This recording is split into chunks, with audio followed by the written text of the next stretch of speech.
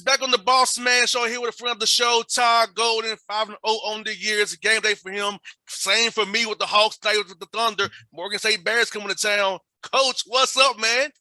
Good to see you, JR. How are you, sir? Hey, I'm blessed. Highly favorite, man. It's football, basketball season here. Hey, you 5-0, man. I'm seeing you doing big things in non-conference as always, man. Look at you, man. I see you working, brother. We're trying, man. We're fortunate. We got off to a good start. We've played 5 games, won them all. But the thing I'm most excited about is we've had 2 good wins, really good. Beating Davidson at the Chase Center.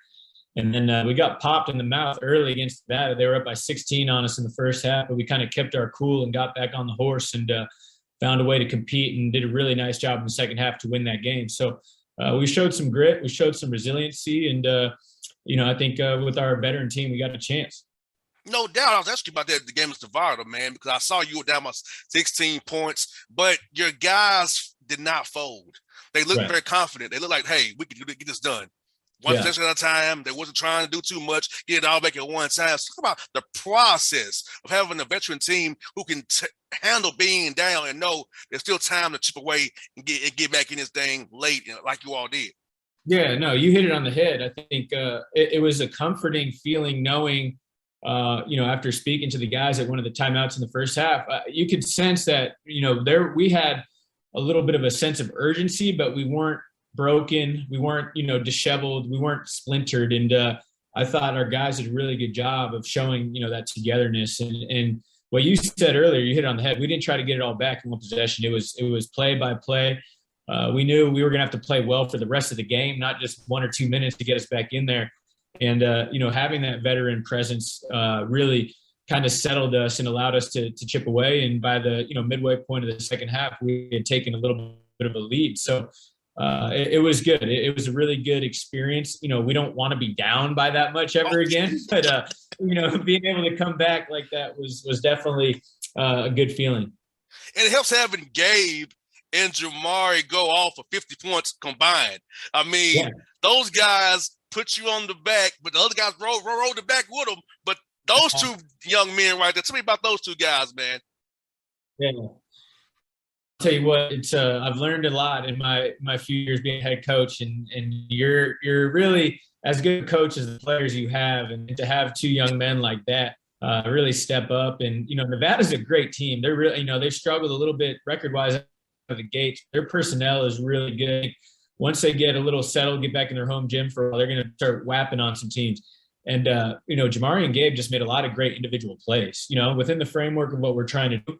But they made shots. That's the bottom line. And we can draw things up. We can try to get our guys to execute. But at the end of the day, guys got to put the ball in the basket. And both of those guys did that extremely well the other night. Gabe really specifically kept us in the game in the first half.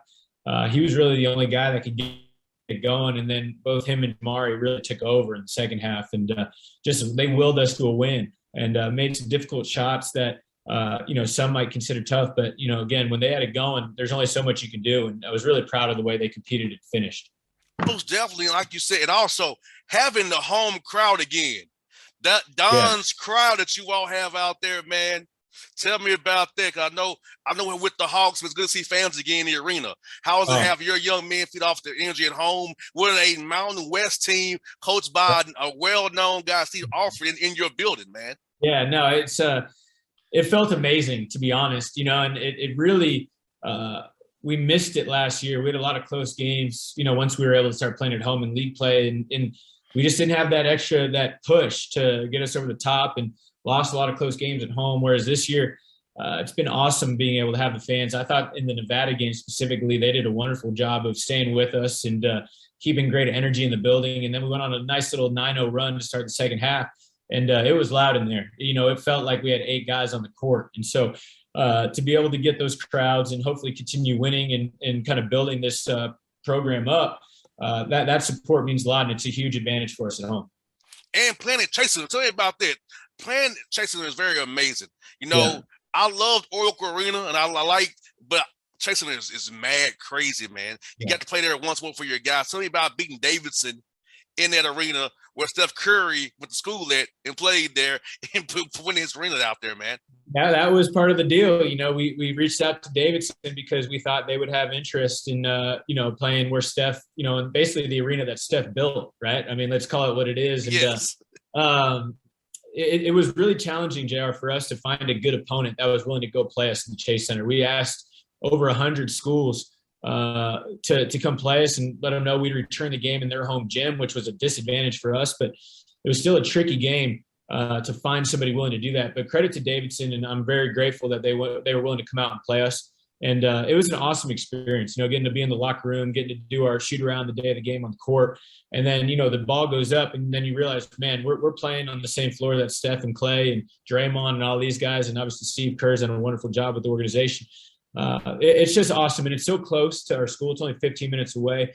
We have a really neat relationship with the Warriors. A lot of their players come up and play with our guys in the summer.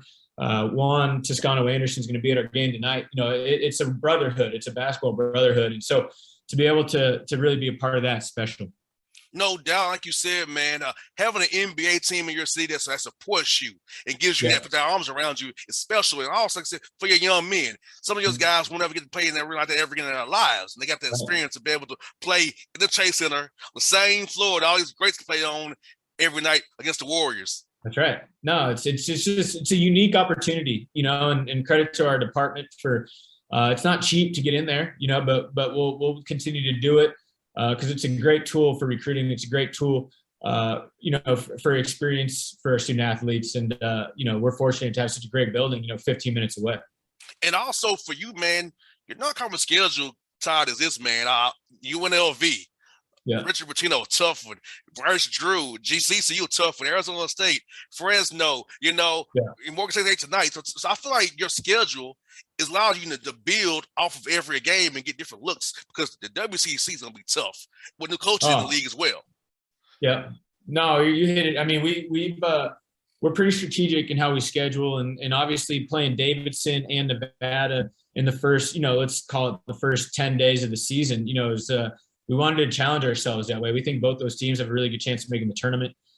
So to get 2 wins against those guys was huge. And then we stacked up against some of the tougher teams in the Mountain West. I think Fresno is going to be very good. UNLV had a great showing the other night against Michigan on national TV. Obviously, we think Nevada is good. And then to your point, Grand Canyon, we think is going to win their league. Arizona State on the road is a really tough game. Like in Southern Illinois coming in here, they're a good team. They're always, top 100, top 120. So we did not take it easy on ourselves in the sense of trying to kind of build cupcakes. We wanted to prepare ourselves for league play. Davidson, Nevada, Fresno, UNLV, Arizona State, all those games we feel like are WCC level, if not a little higher in some aspects type of games. No doubt. And also, man, having a real spring and summer, because you didn't have that last year. The California's law is different from Georgia. We was open in 3 weeks, okay? we weren't closed for 3 weeks. The 24th of April was back open, okay? But Governor Newsom took a smart approach out there, so you all could get together until late. So tell me about having you guys having a true spring and summer now, and how valuable it is, and guys really understand how, hey, we need this spring and summertime to get better so we can be hitting the ground running come October, November, on December into conference play in January. No, it's the most underrated thing, and especially for our group. We were able to bring some pretty important pieces back within our team, but we added 5 guys that were transfers. Then we just had a lot of molding to do. We had a lot of building of our team to do. And we get those 6 weeks in the summer. Those were incredibly important. We were spending a lot of time together off the court, just learning each other and getting comfortable with each other. Same for the fall. I mean, that's time where you really build your team and get comfortable with each other. So I think it was incredibly important for us to get off to the start we did because of that time we spent together in the summer and the fall. I love your roster, Todd, because, man, it's so diverse, so international. Y'all just like United Nations on your roster, man. So y'all have different languages. Y'all here talking all the time, and talking in code. How is that? I always enjoy to be on a roster, all that diversity, different backgrounds. How is that for you guys? And how do you recruit to set a culture of guys with different backgrounds come together as one to compete for the Dons, man? Tell me all about that, brother. No, it's fun, man. We do this little dribbling drill before practice some days where we have 4 lines, and then one of the lines is one of my guys from the Ukraine, 2 guys from Belarus, 1 guy from Australia, and then 1 guy from Slovenia. So every time I walk over there and I call them the United Nations, those are my guys that are trying to build and make sure we have team peace, make sure we're all together. But no, it's really neat. The European guys have been awesome for us. They've been, it's just a really easy city to recruit to for Europeans. San Francisco, as you mentioned, a very diverse city, very, very comfortable for a lot of these young men to find people that are similar to themselves, and as well as meeting new people that kind of branch out who they are to different kind of parts of the world.